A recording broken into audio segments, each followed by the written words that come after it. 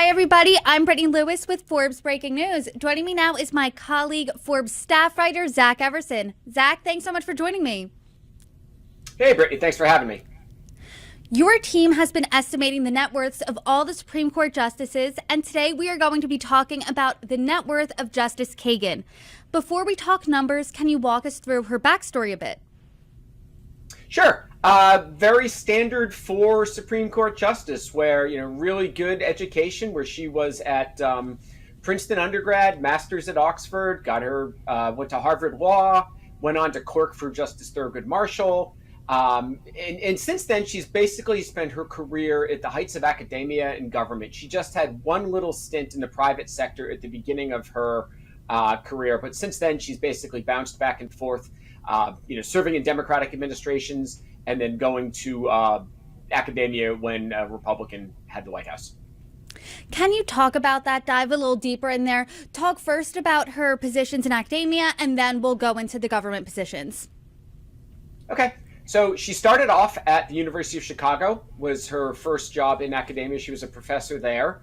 And then later on went to work at Harvard Law, where she had gone as an undergrad before getting promoted to dean, where she was the first female dean of Harvard Law School. And while she was there, she led a curricular review. Apparently it was a pretty big reform of what the curriculum had been. And then now let's talk about her time in government. She was in the Clinton administration, so talk about that for us. Well, we can even go a little bit further back than that. Not exactly government, because he didn't win, but she did work on Mike Dukakis's failed presidential campaign. So she first got into politics a little bit there, and then she left the University of Chicago to go work for President Clinton in the White House.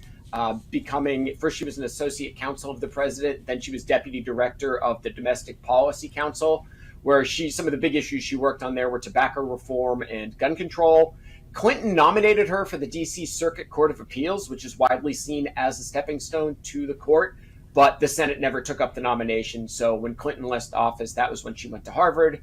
Fast forward to Obama. He had her as his first Solicitor General, which is the person who represents the government before the Supreme Court. It was the first time Kagan had actually argued cases in court was at the Supreme Court. And then after she was there for a little bit over a year, Obama nominated Kagan to the Supreme Court. And that was the first time she'd ever been a judge, which also stands out a little bit from her peers. And she has been on there ever since.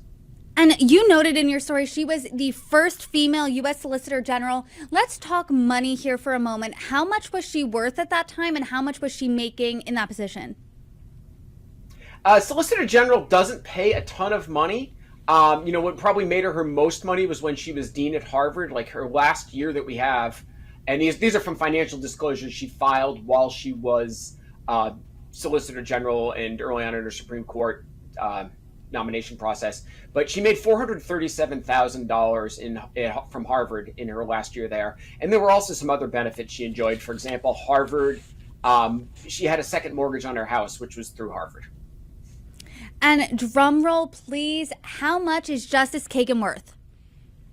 She is worth $4 million, which is nice. I would enjoy being worth $4 million.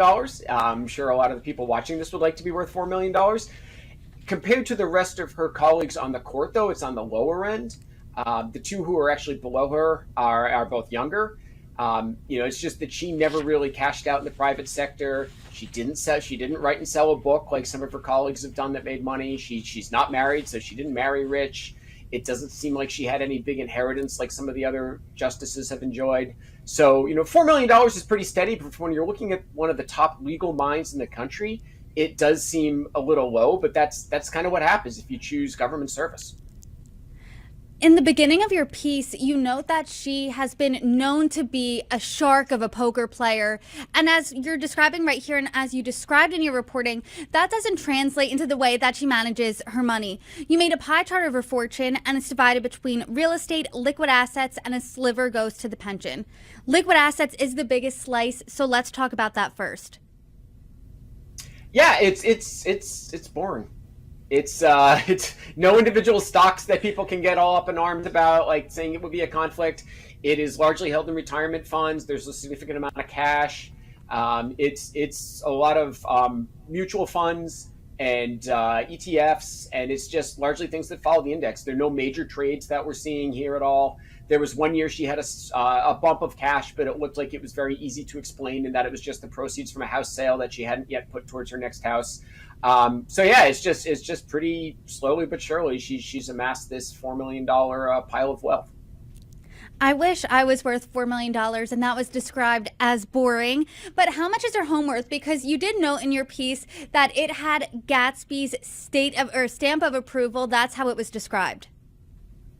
Well, Gatsby is fictional and dead, so we don't know for sure. That was the realtor's remark there, that it had Gatsby's seal of approval, and it did not have a pool. And as Gatsby, I don't know, maybe in hindsight, Gatsby would have done better without having that pool. But it's worth about she bought it for $1.34 million, and it was through a revocable trust. It actually took a little bit of time to be able to tie this down to her. We had to look at her voter registration records and to get an idea of what the address was, and then start looking through all of the transactions that happened in this co-op building. And then we found one that was tied to the trust, and then through the trust we were able to start looking at that, and we were able to pull it into Kagan. But it hasn't really appreciated much. It's just $1.4 million today is our estimate. She does have a little bit of a side hustle there. It comes with 2 parking spaces. She only needs one, so she rents out the other one, which makes $2,500 to $5,000 a year. We know that when a justice turns 65, they have a very generous pension. We also know that Justice Kagan isn't 65 yet, but she does have a sliver of a pension. How is she getting that? That sliver of a pension is from her previous government service, the time that she was in the Clinton administration, and also the time that she was the Solicitor General to Obama. So it's a really small percentage. It's not something someone's really going to be able to retire on. But as you mentioned, when she hits 65, it will balloon. And we're estimating right now she's got about $2 million. Her pension would be worth about $2 million when she retires. So in about a year and a half, we'll probably revisit this and bump her up $2 million. Obviously, we'll have to look at what other disclosures she's filed, but she is looking at a nice increase in wealth in a little bit. Can you talk to us a little bit about, on a personal note, her friendship with the late Justice Scalia? Yeah, she and Justice Scalia famously became friends. It seems to be a reoccurring theme there, where you find one of the liberals and one of the conservatives. It was the same with Ruth Bader Ginsburg and Scalia. I believe I read that they would go to the opera together. But when Kagan was going through the nomination process, she would frequently be asked by senators if she had ever shot a gun, if she'd ever hunted. They weren't going to come right out and ask her, what her stance was on the Second Amendment. She wouldn't answer that sort of question. And this is from her relating the story later. But so they would ask this. So anyways, to one of the senators, she said, if put on the Supreme Court, I will gladly go hunting with you. And then she kind of dialed it back a little bit. She thought, maybe she was being a bit too imposing on the senator, and said, I will gladly go with Justice Scalia, who she knew a little bit. And so she joined the court, told that story to Scalia, and they started becoming hunting buddies together. And they would travel. He taught her how to shoot, introduced her to some of his hunting friends. They would go out for duck. They would go out for antelope. They'd go out for deer. And, Scalia famously had no problem accepting complimentary trips. Weren't able to find out exactly how Kagan paid for her the hunting trips. Did reach out to her for comment, didn't get anything there. There's nothing in her disclosures that mentioned accepting any free travel, but it's also not clear if she would have even had to disclose that if it was considered a personal gift. In the Supreme Court justices' net worths, there have been some flags of ethical concerns. Is there anything like that with Justice Kagan? The interesting thing to me was the hunting trip. I mean, that was the part that stood out. Just because we know the person she went on those hunting trips with was taking them for free and was getting a lot of blowback from that. Now, whether that violated any laws or not was never definitively proven. But that was really the only thing there that stood out. Everything else I could find was very by the books. Didn't look like she was getting any help for paying relatives' tuition or mortgages. She's, as I mentioned earlier, she doesn't have any individual stocks, so it's not like she might have sat on a ruling that she could have influenced her financially. So it was pretty. The other justice I profiled was Clarence Thomas. It was pretty much the opposite of my Clarence Thomas profile. I was just going to ask you, what's the difference here between her and the other justices? Did anything specifically stick out to you? Between her and Thomas, it was just about everything. He was born into poverty. She was born into a family that lived in the Upper West Side of Manhattan. They both did get, like almost all of them. She got an Ivy League education. I believe the only one not to have an Ivy is Amy Coney Barrett. So she really did follow it in that regards. But the fact that she hasn't done anything to cash out in any way stands out. She has not penned a book.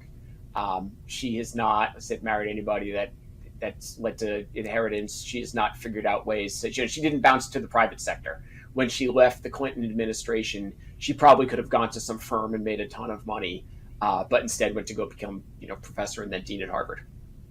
Zach Everson, thank you so much for your reporting. My pleasure.